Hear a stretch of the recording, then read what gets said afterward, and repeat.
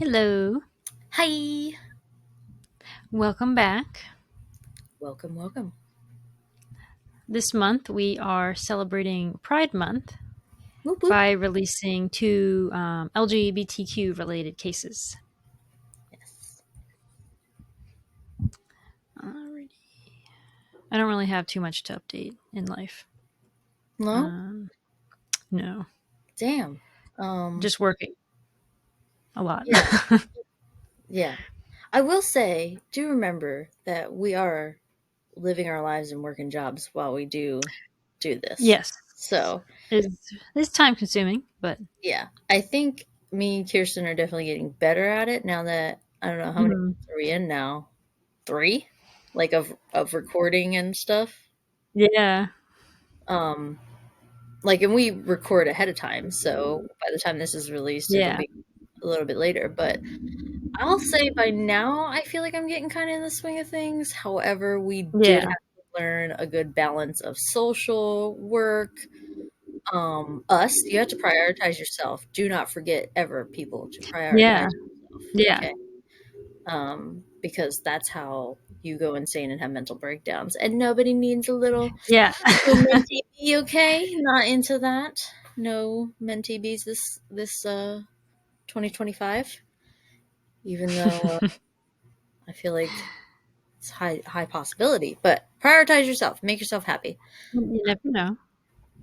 Yeah, you never know. Use your PTO at work. Take a vacation. Yep. Yeah. You can't take it with you, guys.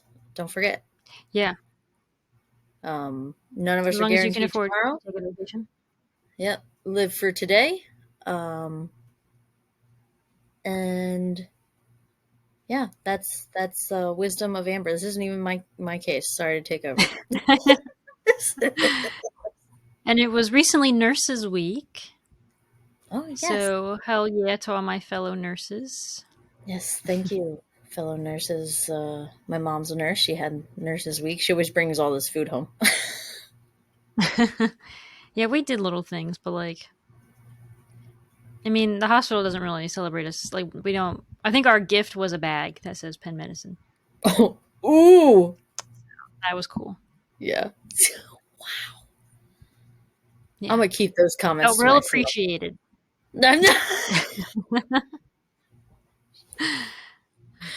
Yeah, that's And for good. our unit, we did this little, like, like you do in high school, like, most likely to, like in the Yeah, yearbook and stuff. yeah. So we did a little thing like that, and I was voted most likely to be CNO, Oh, really? which is Chief Nursing Officer. Yeah.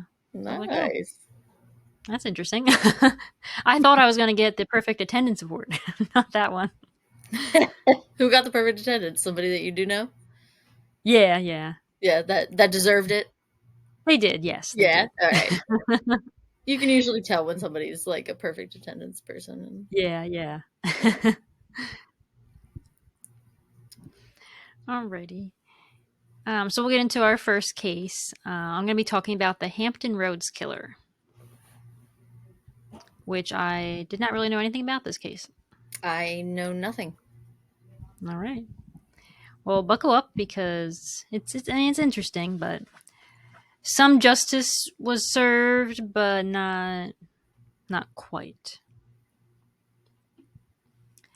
From 1987 to 1996, 12 gay or bisexual men were strangled to death and dumped in an area of Virginia called Hampton Roads. All but one were found nude. Most had been strangled, the others were too decomposed for the cause of death to be determined. Hmm.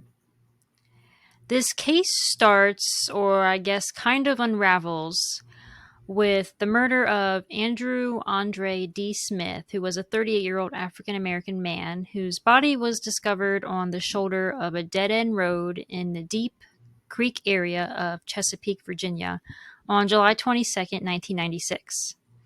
He was found nude, which is a detail that will be consistent with many of the other victims. Because his death was so similar to other cases in the area, it prompted investigators to consider a possible connection. The location of his body near an interstate suggested the killer preferred easy access to dump his victims. A multi-agency serial killer task force was established in 1994 to investigate a series of homicides involving men with ties to Norfolk's Ocean View, downtown, and the Truxton section of Portsmouth, Virginia. They took an interest in Smith's case. Many of the victims, as well as Smith, were known to be kind of transient. They would stay out late and hitchhike. The task force determined the killer initially kept some of the bodies for days before disposing of them, but Smith's body appeared to have been dumped shortly after his death, indicating a potential shift in the killer's MO. There really is no information on this victim or really any of the others.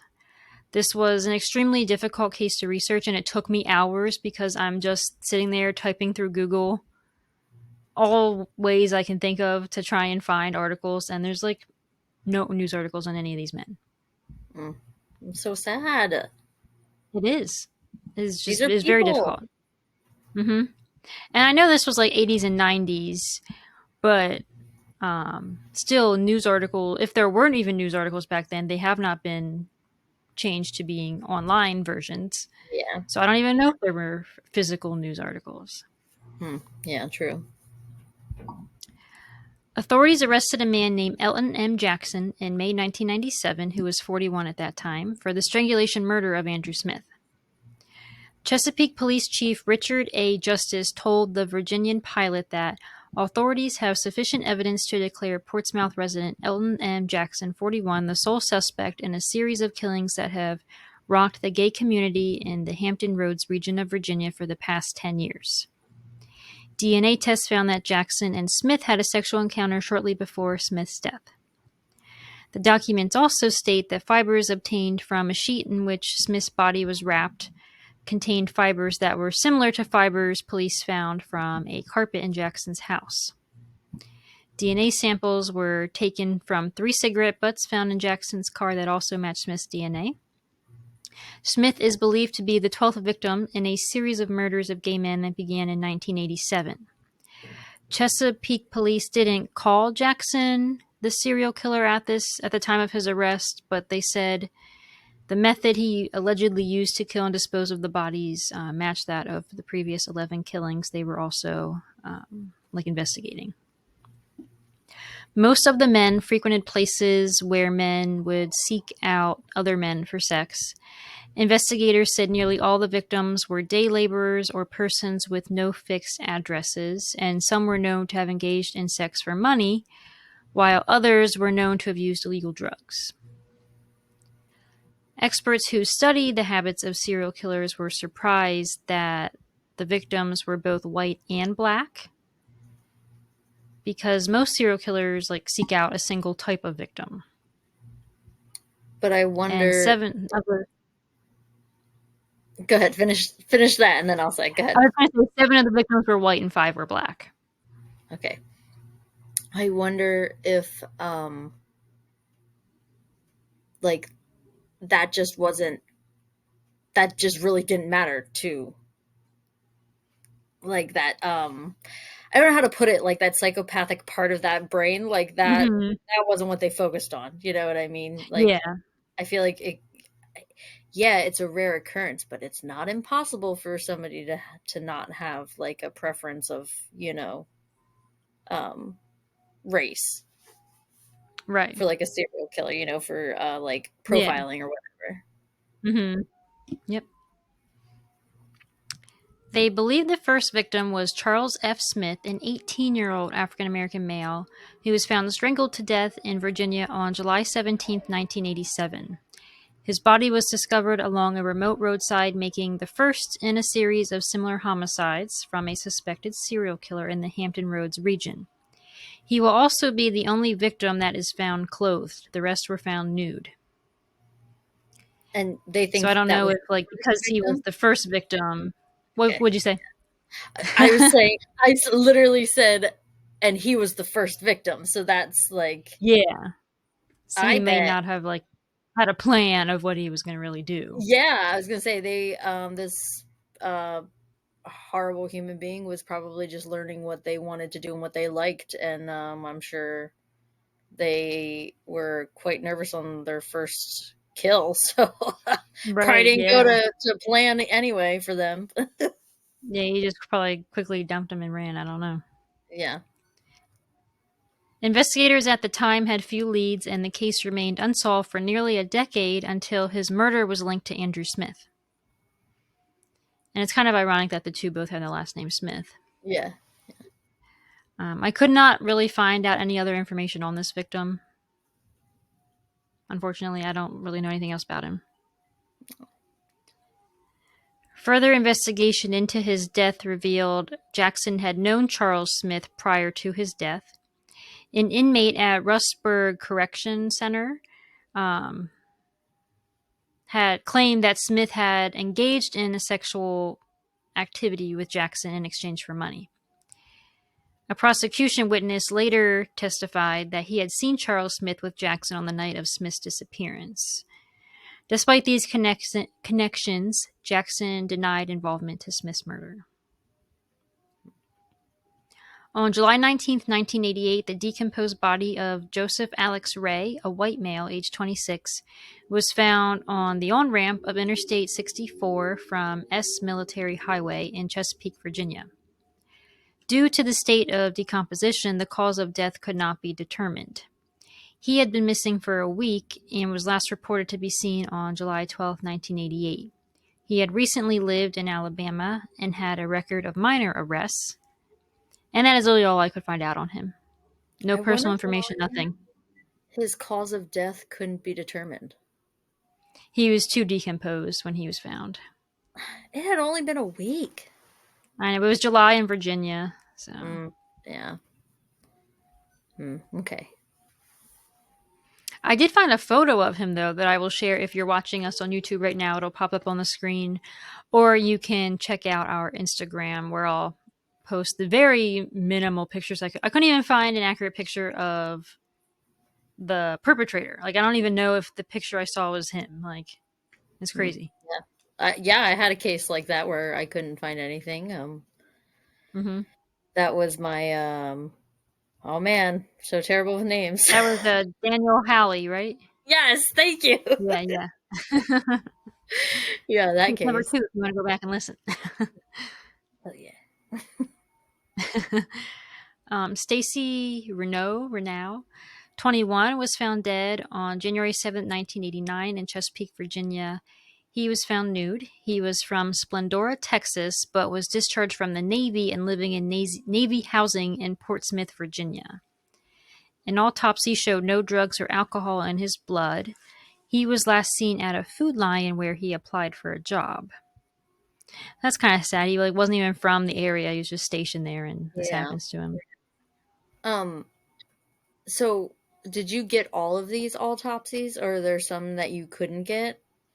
Oh, I didn't find a single autopsy. This is just the very few articles I have found that reported Okay, this. so did you see anything about sexual assaults or anything? They didn't really specify, but I think most of these victims, yeah, were sexually assaulted. Okay. All right. That's kind of the assumption I've gotten. I know that we were, I mean, sex workers. Mm-hmm. Is that the proper term anymore? I can't remember. I want to be correct. Yeah, I think so. Okay. um but I was wondering if there was like proof of the sexual assault in I the believe autopsy. there was, but it didn't really go specify. Yeah, okay. After this, there is a bit of a gap in the murders because the next victim, John W. Ross, who was 37, was found in Chesapeake on January 21st, 1992, in a ditch along Old Government Road, which is like an unmarked shortcut across the southern end of Fentress Naval Airfield property. So this was almost exactly 3 years after the last victim. He was January of 89, and now we're in January of 92. Okay. So not sure. Later, we'll kind of go over an assumption they had of what may have caused the gap, but it wasn't proven. So, Okay. but for some reason, he had a 3-year gap between victims. John was an iron worker from Sunbury, North Carolina, and had used cocaine in the hours before his death. Billy Lee Dixon, a 32-year-old black male, was found deceased on July 2nd, 1992, off Channel Way in Isle of Wight County. He was born on February 15th, 1960, in Norfolk, Virginia, and he resided in the 3100 block of East Ocean View Avenue in Norfolk at the time of his death. He was nicknamed the Cherokee, and his picture was featured in homosexual magazines. So I guess he kind of did some modeling work. He Oh. was laid to rest at Magnolia Cemetery in Norfolk. He had used cocaine before his death as well.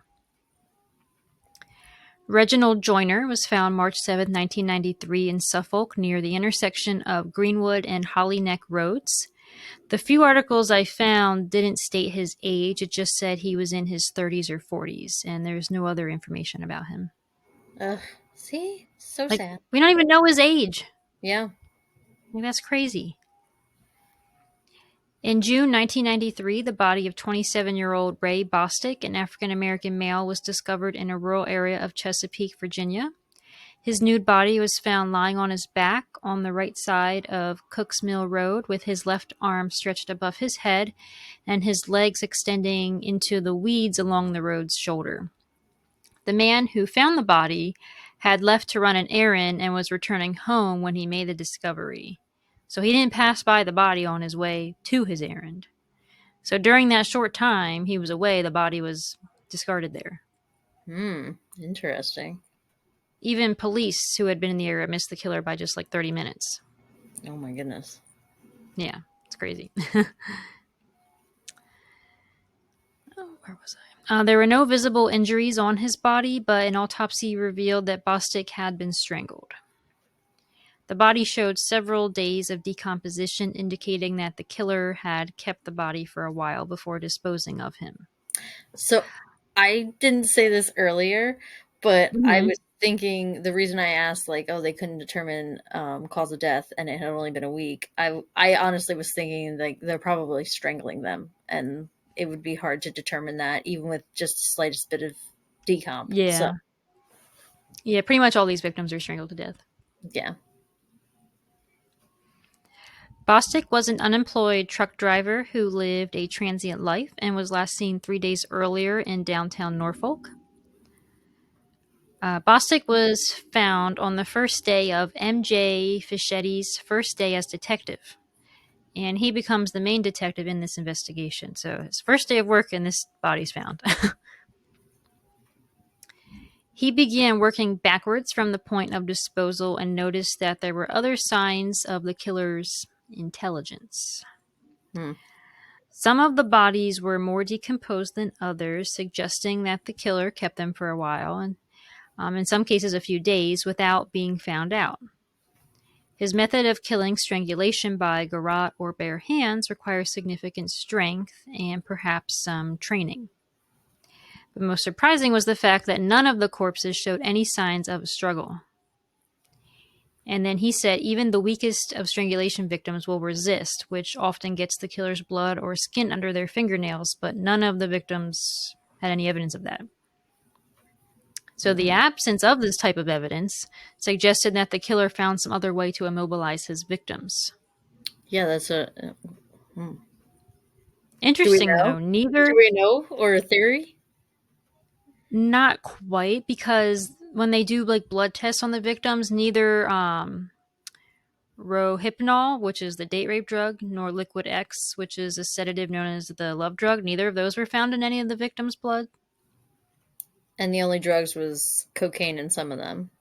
Cocaine, yeah. Do you have a theory?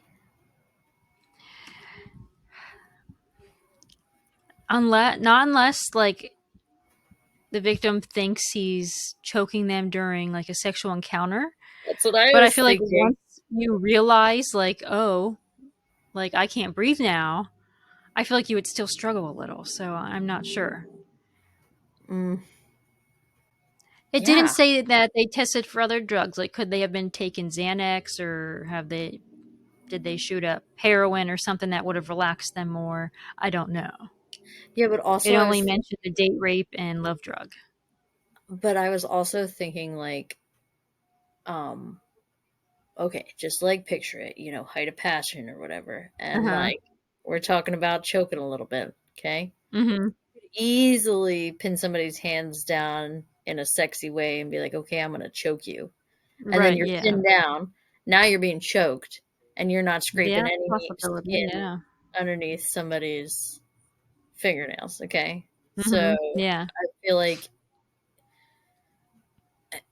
just being strategic about it, you could easily have somebody pinned down um, and choke them. Right. Yeah. Because it seems like in all of these cases, the victims went with him willingly, Yeah. expecting something, Yep. um, That's what I'm and thinking. then they're murdered. So And, if they are doing this in exchange for money in money, most cases. Yeah. then they're they're somebody's into choking, they're probably like, yeah, sure. You know what I mean? Like, Yeah, they're probably gonna be more willing to try it because they want to get paid. yeah, or Mhm. and I mean, this is probably, is this solved or unsolved? Spoiler. Because I was going to say, It's in the middle. you don't have to say, but I was like Ted Bundy, like you're not Hmm. going to be an asshole to get your victims in the car. You're going to be Right. charming and delightful. And he's And brought up in this case because oh, they I talk called about profile. that. They talk about profiling and how he was very like a smooth talker and everything Yes, that's what I was to get thinking. his victim. So there's Get ways to do me, it. get me a man with a good voice, and I bet you could choke me to death. Better watch out. I'll be the next podcast. Oh no, Kidding. I can't man this alone.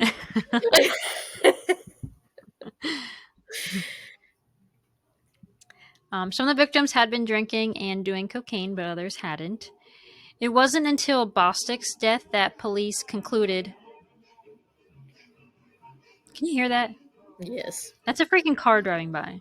Oh, God. I Nothing hate irks me Memorial Day more than weekend. small dick energy. Right. Like, no one wants to hear your dumb music. Yeah. Okay. Rage, So it wasn't rage, until. I rage. know. It wasn't until Bostic's death that police concluded that his murder and others were likely the work of a single killer. Fischetti convened a meeting of homicide detectives from Suffolk and Chesapeake, Virginia. He said, "We were just sitting around talking about this as a group and decided we had to do something. It's not like it just came to me out of the blue. Once we conjured descriptions of the cases, it became obvious. We just all came to the same conclusion. Thus, the serial killer task force was born, which I mentioned earlier in the case. At first, it consisted primarily of Detective John Cook from Suffolk and Fischetti. Soon, state police were providing a computerized database to compare cases and leads nationwide. The FBI's Child Abduction and Serial Killer Unit provided detailed DNA testing to create a psychological profile of the killer. Fischetti remained the lead investigator despite still being very new. They determined the killer is intelligent. He chooses low risk victims. He plans the crime and uses a ruse or con and good verbal skills to gain control of his victims. He controls the victims so well that they die without struggling. And he gets better with each killing, meaning successive crimes show more efficiency. He has taken an active interest in the investigation and reads about it in the newspapers. Oh, He yeah. is probably going, social, and attractive. When Mm-hmm. he was young, he was frequently disruptive in school. He may have been the class bully or the class clown. He probably drives irresponsibly or aggressively and may be a troublemaker. He has had many romantic partners, but probably hasn't sustained a serious long term relationship. He is what profilers call an organized killer, falling into one of two general categories. So you're either organized or unorganized. The traits above are classic characteristics of an organized killer, whose ranks have included Ted Bundy, John Wayne Gacy, and Charles Manson. Manson's organized? Well, I guess he did Yeah, organize I guess because people, of I the fact guess. he had people that did stuff for him. Yeah, okay, I guess. Many of the victims have been transients, and several occasionally stayed at the Union Mission in Norfolk, which is a homeless shelter. All but one have been gay or had ties to the homosexual community.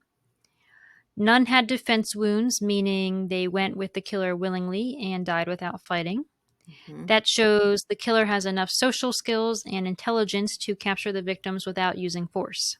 Yeah, man, All, the charmer. yeah, he is. All but one of the bodies were dumped nude, another common attribute of an organized killer.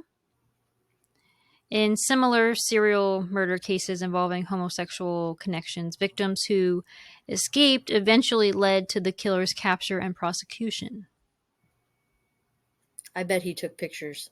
He's got he's what do they call that? Souvenirs from. Yeah.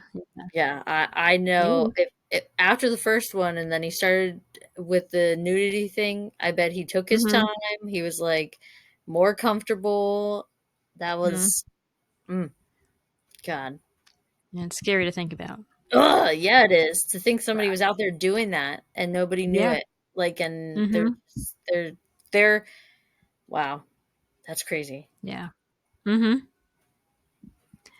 On September 8th, 1993, Robert A. Neal, 24, of Portsmouth, was found deceased in the 4600 block of Old State Road in Chesapeake's Bowers Hill section. Neal was last seen that Labor Day weekend. His girlfriend was preparing to file a missing persons report when his body was found. Neal was known to frequent local bars and hotels in Portsmouth. He and his friends were known to be on the streets at all hours of the night. Garland Leroy Taylor, 24, was found by a passerby in the vicinity of Barnes and Elwood Roads, dumped in a ditch on on September 17, 1994. He was a Portsmouth brick mason and was married and had a young son. So some of these victims, not sure if they were like in the closet or Hmm. because two of them, one has a kid, one's married. So Yeah. But also like the FBI profile, you also didn't say that they specifically said that he identifies as gay. we'll get to that. Oh, okay. Look at me. Sorry. Just doing my detective skills. Yeah, you're doing a great job. We're becoming professionals now. I know. Samuel E. Aliff, 31, was found deceased and nude around 6:45 a.m. on May 14th, 1995, in a dead end of a cul-de-sac on Rotunda Avenue. Aliff had minor run-ins with the law, including a felony burglary arrest. He often traveled from Richmond, where he lived, to Norfolk. Ever since he dropped out of, I might say this wrong, Cacouton High School, Aliff had trouble sticking to one job, to one plan, and making it work, his father said. He later earned his GED, but early in his life he learned he could kind of block out his problems with alcohol, and that he could begin anew by taking off and landing in faraway places. While still a teenager, he would jump on a bus to Florida, work for a while, and then drift back to the peninsula. He later had a son named Michael and made Richmond his home base. He wanted to settle down. So that's sad. He wanted to make a change and then he's murdered. Yeah. On January 28th, 1996, the body of Jesse James Spencer Jr., a 30-year-old black male with no permanent address, was discovered nude and face down in a ditch at the dead end of Jolliffe Road in Chesapeake, Virginia. Spencer's last known residence was in the 800 block of East 29th Street in Norfolk. His identity was confirmed through fingerprints. Hmm. And that brings us up to Andrew Smith, who I talked about in the beginning, who was found in July of 1996. So next, Fischetti began investigating how the victims lived. On weekends, Norfolk and Portsmouth come to life with young servicemen. Strip joints line Norfolk's Ocean View section, and go-go clubs and offer entertainment tailored to every sexual orientation. Cheap motels will advertise military discounts. Downtown bars and clubs line one end of Gamby Street, which has served as the home to the city's nightlife since the 1960s. Ooh, I wonder how hopping it is now because Norfolk is not Right. that far from Yeah, I don't know. me. In Portsmouth, men cruise for sex and or drugs in a 2-block area of a neighborhood called Truxton. All of the victims were last seen in or known to frequent one of these 3 neighborhoods I just mentioned. Most of them also lack a constant relationship with a job or a community or a schedule, and were the type who may not have been missed for a while. Hmm. This is a quote. Everyone keeps saying gay when they talk about the victims, Fischetti said, but with a lot of these guys, that wasn't something they talked about. What did I say earlier? They are people. They're Mm-hmm. people. Yeah, Why is it any of your goddamn business what they like doing otherwise? it's true. They are people who were murdered. It Yep. is a problem. Mm-hmm. And because of the way they live their life, barely anything is known about them. As you can see, I'm barely sharing any information about them because there is none. Yeah, sad. It is. In January 1996, Fischetti spent several nights combing Gamby Street for leads in the killing of Jesse James Spencer, victim number 11. Oop, hold on, I gotta turn my light on. Would you like to go out? Yeah. It's time for my plants to go to bed.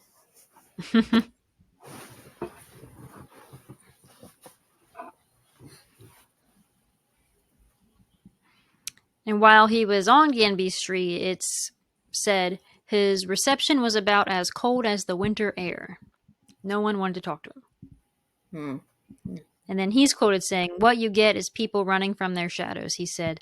"They think you are going to bust them for drugs or prostitution. No matter how hard you try to tell them different, they just go away." Which I feel like that happens in a lot of cases, especially with missing or murdered sex workers. Other sex workers don't want to talk because they're afraid they're going to be arrested. Yeah. Yeah, and like that's valid. Um Mm-hmm.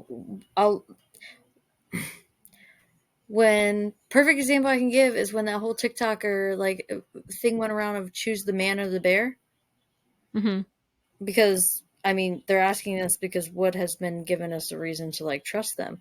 Okay, well, Right. like what has officers and things like that done to make us want to? There are good apples out there. I'm not saying they're all bad, Yeah. but like Mm-hmm. what have they done to make us trust them? So Right. valid. Like this Fischetti guy, he's one of the good apples. He's really working to solve this case. Yeah, but like I said, yeah, you But can't they blame don't them. know that, you know? Yeah. Yeah. By canvassing the neighborhood, Fischetti was able to turn up some people who had seen Spencer in his last hours. He was drinking and smoking crack. He downed some beers at Perry's Lounge, hit the street, and climbed into a shiny maroon Ford Explorer with silver 5-spoke mag wheels. The driver was reported to be a heavy-set black man with jerry curls and a diamond cluster ring on his left ring finger, but Fischetti could never find out any more information about that man. This area is a few minutes' drive from a group of highways that connect Norfolk to Portsmouth, Hampton, Virginia Beach, Chesapeake, and Suffolk. The largest of these highways is Interstate 64. So Fischetti said, "You can go anywhere in no time, really," which gives the killer plenty of easy escape routes. Yep. Again, I'll reference my Heather Elvis case. Here, Yeah. the truck disappeared. The amount of highway you can jump on and be gone. Mm-hmm. Yep, that's it. Yep. Although we will find the killer is a lot closer to home than you would expect. Dun dun dun. In February of 1994, the body of a 15-year-old Chesapeake girl was discovered on a rural road, dead from exposure and alcohol poisoning. Hmm. Police traced her last steps to a man named Raymond Letcher Onley Jr. He was a 23-year-old homo or gay man from Moyock, North Carolina, which is just over the border from Virginia. When questioned, he blurted out something about bodies and ditches. He picked out several of the serial killer's victims from photos, so detectives thought they may have stumbled across a witness who, at the very least, could help them break silence on the streets. Like maybe he could go out and talk to people for them. They had nothing to hold him on, so they set him up with another appointment for questioning in 2 days. Unfortunately, detectives found him slumped against a wall in his mobile home with a apparent self-inflicted gunshot wound to the head. Guilty. Excuse me. He's not, though, but Ah, damn. yeah, he's not the killer, so I'm not sure what made him do that. Yeah. Um, and yeah, I don't know. That's one thing I didn't really find in my research of like what else was going on in his life that led him to that, because he's not the suspected killer. Fischetti had already ruled him out as a suspect because he had been too forthcoming about his sexuality and nightlife, and the killer had shown no interest in killing women. But he could have possibly helped them find the killer. Hmm. In early 1995, a young man called a police hotline to say he had been picked up by a stranger who had tried to strangle him. He agreed to lead Fischetti to the man's house, but declined to give his name, and unfortunately he never showed up. So that lead went nowhere. Of course. In September of 1996, another young man called in saying he was walking by the side of a highway in Norfolk when a heavy-set white man in a windowless van had pulled up to offer him a ride. The driver had taken him on a detour through rural Chesapeake where he had pulled to the side of a deserted road and made sexual advances. After a short struggle, the young man had broke free and jumped out of the van onto the street as the van sped away. He described the driver as a muscular man in his mid-30s with short cropped hair and several tattoos, including one on his right forearm of a dagger with a snake coiled around it. The Virginia Pilot, which is a newspaper, picked up the story and made a headline titled, "Hitchhiker Attacked, Serial Killer Link Possible." This caused more calls to flood the hotline. It suddenly seemed as if every man who had had a bad homosexual experience thought he may have come across the killer. So there were lots of people like calling in at this point, thinking, Yeah. "Oh, well, maybe that guy that wasn't so nice to me, maybe he was the killer." Yeah. Anybody And giving then they're anybody being a led in different. all different directions. Yeah. The task force had little evidence from the victims' bodies and a few hard leads coming from the street.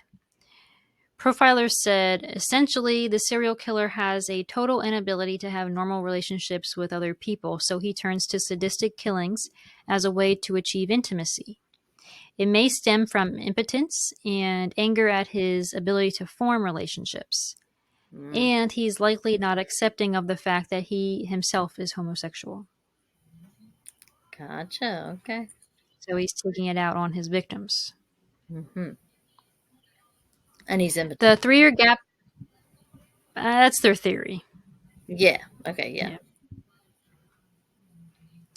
The 3 year gap between killings I mentioned earlier happened to coincide with military Operation Desert Storm.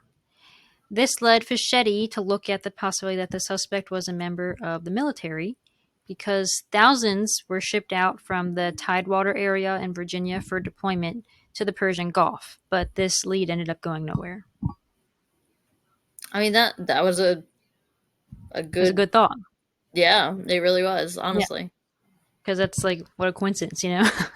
Yeah, and that's a solid, like, I don't mean to, like, I mean, that's a solid way to do it. Just be a military Yeah, person who could be shipped out of there and, you're committing all those crimes. yeah. So, Andrew Smith, who we discussed in the beginning, had hung around with Garland Taylor, victim number 9, at a quick shop on Portsmouth Boulevard. When police canvassed Smith's neighborhood, they learned that Smith was also acquainted with Elton Jackson, which is the guy I mentioned earlier who was arrested, and that Jackson lived on Portsmouth Boulevard within a half mile of Smith. The on-ramp to Interstate 264 is also close to Jackson's house. A friend of Smith told Detective Cecil Whitehurst that at 2:30 in the morning on July 21st, which is the day before Smith's body is found, Smith failed in an attempt to hire a prostitute and head over to Jackson's house to borrow money. About 29 hours later, his body was discovered. On July 23rd, Whitehurst went to Jackson's house to question him. It was then that Jackson said he didn't know Smith and had only heard of his death through the news. Whitehurst began a background check on Jackson, where he learned that a local credit agency had taken Jackson's Ford Escort. So on August 22nd, the detective bought the car from the bank to keep it in police custody. FBI agents were then brought in and they searched the Ford Escort. They found 6 cigarette butts in the ashtray, and the FBI forensic examiner found material on them from which he could extract DNA, which I also kind of mentioned earlier in the episode. The DNA matched Smith's corpse. In February or March, Whitehurst sought warrants to search Jackson's house and his person. Police took samples of Jackson's blood, saliva, pubic hair, and cranial hair. They also seized about 34 items from his house, including a gold belt, cigarette butts, a gay newspaper, which I don't know what that is. I didn't know there's gay newspapers, yes. and 3 bottles of cologne. It's unclear if those items belonged to him or Smith. In April or May, Whitehurst and Chesapeake prosecutors decided they had enough evidence to arrest him. When police arrived at Jackson's house on May 6, 1997, he denied knowing Smith again and submitted to arrest without incident. After further questioning at the station, he acknowledged that he did know Smith. He also told police he engaged in intercourse with Smith on the night of July 20th, but said it was consensual and he didn't kill him. His bond was set at $100,000. At his trial, 3 men testified against him that were given money for sexual encounters, and they kind of said about how he was like violent and aggressive and everything. Okay. On August 21st, 1998, a jury found Jackson guilty of first-degree murder in the death of Andrew Smith and sentenced him to life in prison.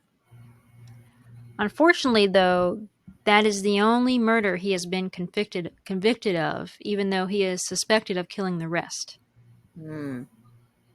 There's no DNA evidence to link him to the others. Uh, ah. And yeah, So he is in he prison for acknowledged. life, but the other victims technically don't have justice because he's not being charged for any of them. He could be getting 12 life sentences and he only has 1. Yeah. And he hasn't confessed to anything, so. No. Hmm. He did, the only most recent, or the only appeal I noticed was in 2000. I don't know if he's tried to appeal more than that. Even on him, there's no news articles about him. I could barely find any information about his trial. So even on this killer, there's no information out there hardly. Yeah, and even on my case, I was disgusted that I could find more on the killers than I could the victims. Like, Yeah, but even in this case, I can't even find information on the killer. It did say he was like 6'2" and 230 pounds, so he was a big guy. okay. And he did identify as gay. I don't know if he ever came out and said that, but I think it's assumed that he is. Okay. Wow. There's just not enough information to know. Yeah. Hmm. So kind of justice because he is locked away, but the other victims, No, we they don't don't really get know. the official justice. Yeah. Yeah. Why are men so insecure with their sexuality that they have to go killing people about it? I don't understand. Yeah, I don't. Me either. Because my case, your case, it's all men Yeah, and who. like William Gacy was the same way. Yeah. Dahmer. Yeah. Did you say William So. Gacy? Oh, I did say William Gacy. Who's William Gacy? John Wayne Gacy.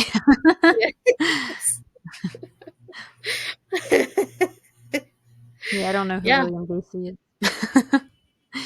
Yeah. All those people who,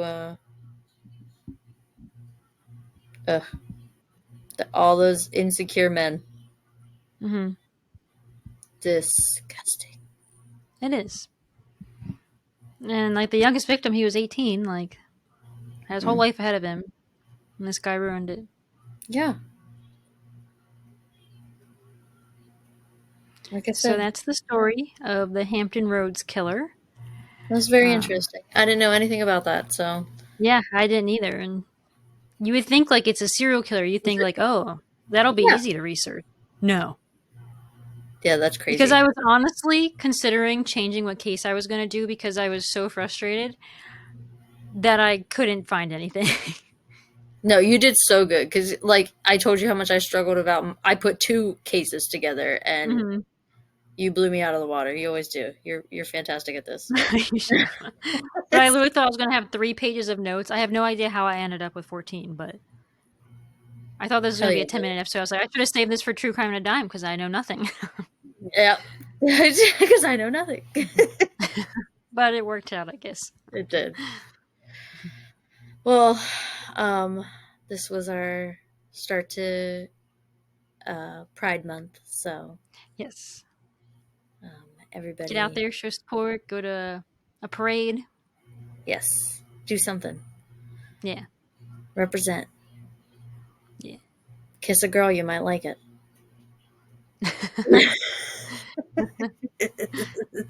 Yeah, there's a song about Yeah. it. Oh, make like a shadow and follow us on Facebook, Instagram, and YouTube at. Lurking in the Shadows podcast. Check us out on TikTok at. Lurking in the Shadows pod. Questions, concerns, or any case suggestions, send us a Gmail at. Lurking in the Shadows podcast at gmail.com. And keep lurking around for our next episode.